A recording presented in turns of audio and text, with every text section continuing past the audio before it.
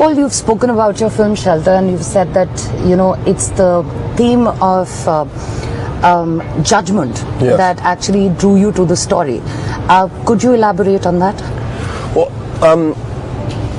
you know, I knew I wanted to make a film, and I thought, you know, what would I like my first film to be about, and I thought I'd very much like to talk about judgment, and I didn't know how, in what way. And then there was this couple, a homeless couple, my neighbors, I guess, who lived outside of my apartment in New York City, and I would see them every day and try to talk to them, but very taciturn, you know, and I would pass them with my children on the way to school every morning, and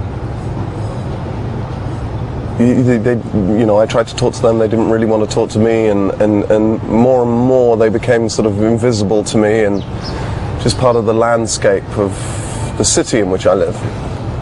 And then Hurricane Sandy happened in New York City, and in the sort of mayhem of trying to get my family in a car and my 3 children and the stupidest dog in New York City in the car and leave, I never stopped to think about what happened to them, and I never saw them again. So I thought maybe they would be a good you know, subject to talk about judgment with, because I think it's interesting the way we treat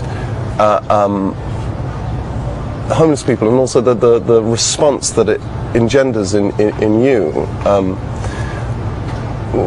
You know, is an almost aggressive response. Like, why are, you know,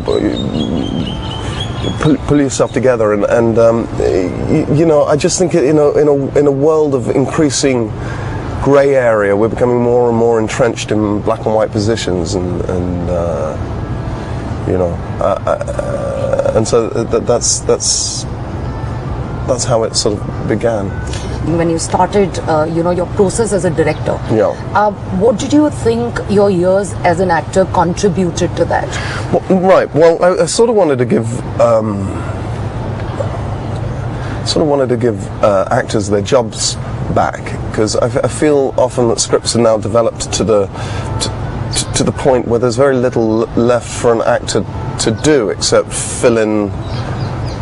You know, it's sort of painting by numbers, really, and I understand that as a producer, that you want to make sure that the story works even if the actor doesn't show up. But the sort of movies that I grew up loving, mainly from American 70s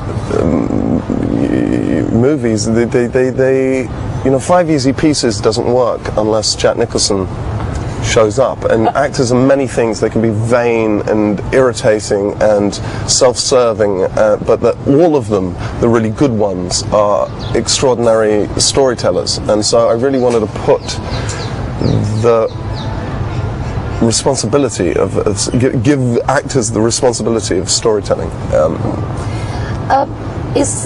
You know, directing can be very liberating because you're taking all the creative calls. You're the captain of the ship. It looks that way. Often it isn't. It seems that way. Yes. It's just a notion. Yes. No, but you know, you are responsible for the entire piece. And when you're an actor, you're responsible for your piece. You need to concentrate. The process is absolutely different. Was it daunting when you began?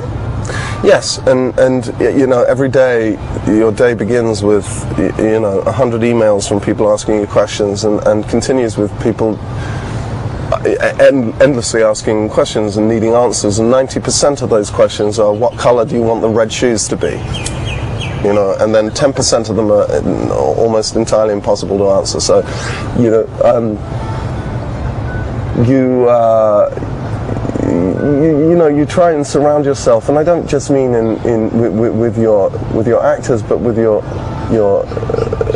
camera team and your designer, to surround yourself with really imaginative people. And we were a very small film with very little money, and a lot of the people working for us were very new to the industry and full of ideas, and it's it is the combination of a lot of people's work and imagination, and that's what's actually beautiful. It's much more collaborative than it looks. Of course, in the end, it seems to everybody that you've made every decision. And you have to wear that, good ones and bad ones. You have to carry the load. Absolutely, and it's not. It's if they're bad decisions, it's not always your fault, and if they're good decisions, it's not always your fault. You can't. But you have to, as the director, wear them all, and that's the curse and the joy of being a director. Since it's your first outing as a director, what's the one big learning that you've come away with? So if you have very little money, but you have an abundance of talent in your cast, people are going to think that you know what you're doing, and that's the truth. And also, it taught me a lot as an actor as well. And what it taught me is that I will never ever ask a director a difficult question at dusk ever again. You're a reformed actor. Yes, I'm a reformed actor. I mean, it also allows you to know, you're able to call the.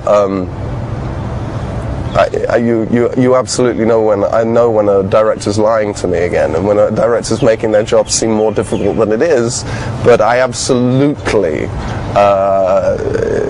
there will be times when I really leave the director alone and stop asking quite so many questions when the sun's going down.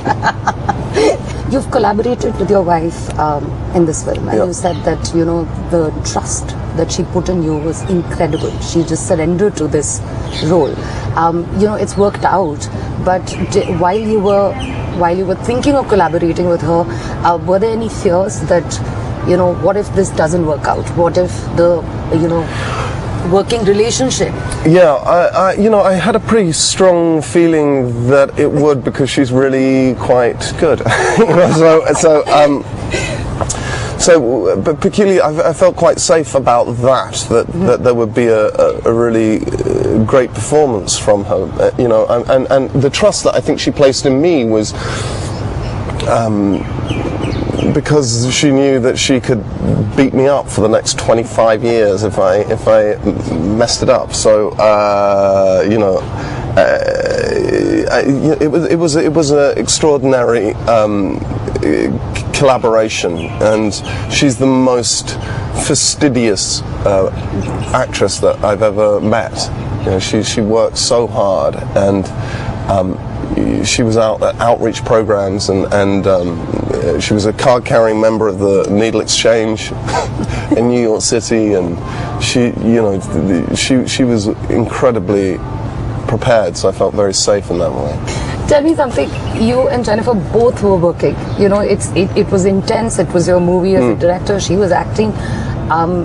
How did you maintain the work-life balance at that point of time? It was really hard. I think it was the hardest it's ever been, because you're entirely obsessed. I was wanting to just do 5-day weeks, but we ended up shooting 6-day weeks, and it didn't really matter because I was working 7 days anyway.